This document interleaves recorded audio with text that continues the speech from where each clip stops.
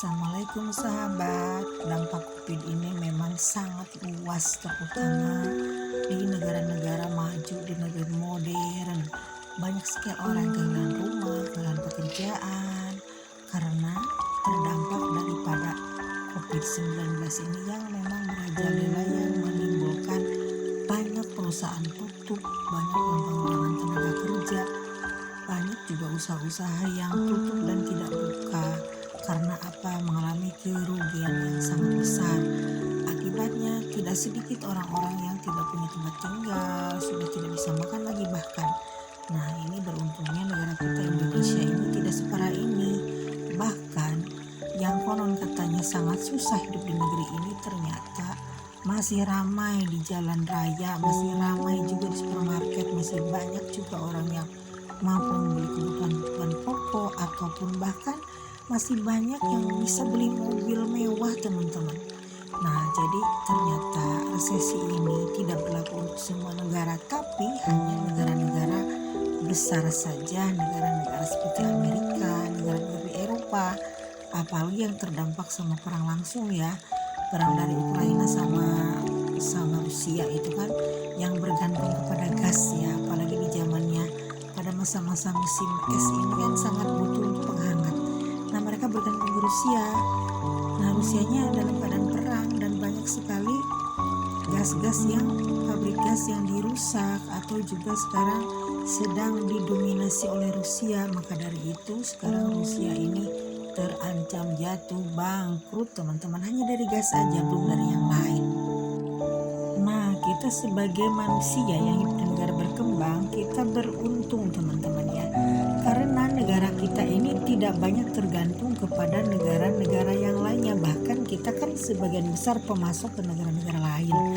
Nah, maka dari itu kita sekarang minimal secara pribadi, pertama kita bersyukur bahwa kita memang ada di negara yang aman, nyaman, dan memang dinaungi oleh pemerintahan yang solid, yang sangat peduli terhadap rakyatnya. Tapi bukan kampanye loh ya, saya ini bukan tim Pak Jokowi, bukan. Cuma saya merasakan hal ini secara pribadi, teman-teman ya. Lalu kita keduanya, kita jangan boros-boroskan uang. Kita harus bisa melihat orang-orang kecil, harus bisa melihat orang-orang di negara yang lain. Banyak sekali yang jatuh miskin, yang tidak punya rumah, yang bahkan tidak bisa makan. Nah, kita sekarang harus pandai-pandai mengatur diri, harus pandai-pandai berhemat. Jangan mentah-mentah, saya kan mampu sekarang di supermarket tiap hari misalkan, atau bisa saya membeli mobil mewah. Wah, itu luar biasa, teman-teman ya. Itu hanya akan menimbulkan cemburu sosial pada orang-orang yang tidak mampu.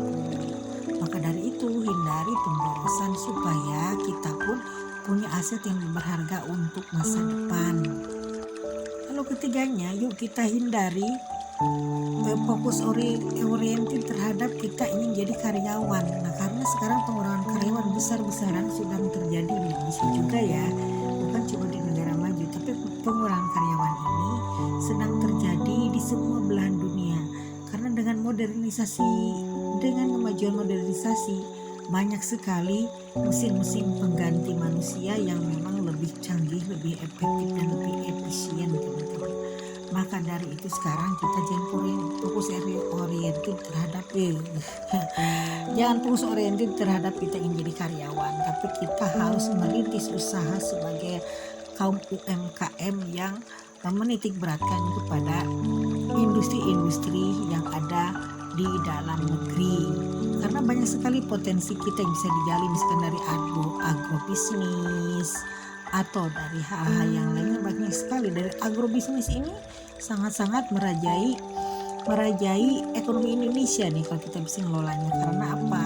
Karena negara kita ini kan negara agraris, negara tidak mengenal musim, teman-teman ya. Jadi di sini, di negara ini, kita ini selalu punya tanah yang bisa tanami dengan apapun. Yang penting kita paham gimana cara ngelolanya. Juga yang penting kita mau cari ilmu gimana sih cara untuk menanam sesuatu supaya menjadi produktif dan menghasilkan. minimal bisa dipakai sehari-hari menutupi kebutuhan hidup kita, yang sampai harus bergantung kita beli ke pasar atau ke supermarket. Selanjutnya nih, yang lebih penting lagi, kita harus sering berbagi kepada orang yang kekurangan, karena orang kekurangan ini tanggung jawab kita semua. Karena bagaimanapun kekurangan mereka-mereka ini merupakan tantangan untuk kita peduli atau enggak. Nah, maka dari itu teman-teman, ayo kita sekarang menggalang persatuan untuk kita supaya bersedekah, berlomba-lomba lebih banyak lagi, dan lebih banyak lagi juga harus lebih sering. Karena itu pun akan nanti melancarkan rezeki kita untuk lebih banyak lagi. Jadi kalau harta yang ditimbun malah itu hanya akan menimbulkan kesengsaraan luar biasa untuk ke depan. Maka dari itu yuk kita sedekah yang lebih banyak lagi.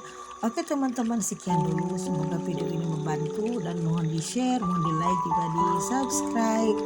Oke teman-teman, sekian dulu videonya, sehat selalu, bye for now.